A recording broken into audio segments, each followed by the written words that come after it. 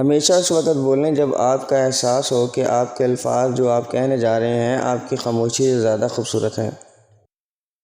انسان کو ہمیشہ نیچے دیکھنا چاہیے۔ اوپر دیکھنے سے احساس کم تری کا احساس ہوتا ہے، جبکہ نیچے دیکھنے سے انسان اپنے رب کا شکر گزار بنتا ہے۔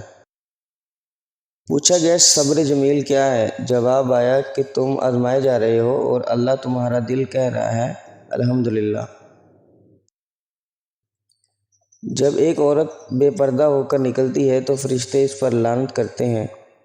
انسان دوسرے انسان کو جو سب سے بڑا تحفہ دے سکتا ہے وہ وقت ہے۔ اس سے قیمتی تحفہ اور کوئی نہیں ہو سکتا۔ جب ہم کسی رشتے سے تھکنے لگ جاتے ہیں تو ہمیں اس میں صرف خامیاں نہیں نظر آنے لگتی ہیں۔ دوسروں کی زندگی میں آگ لگانے سے بہتر ہے اپنی زندگی پر توجہ دیں۔ رشتہ ضرورت کے ہوں تو کبھی بھی ساتھ نہیں دیتے اور جذبات کے ہوں تو کبھی ساتھ نہیں چھوڑتے۔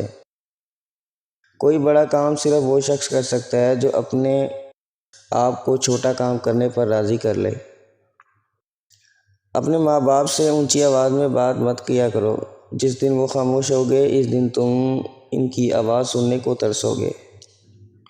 لوگ بیٹی سے کہتے ہیں کہ گھر کی عزت خراب مت کرنا، بیٹے سے کیوں نہیں کہتے کہ کسی کے گھر کی عزت برباد مت کرنا؟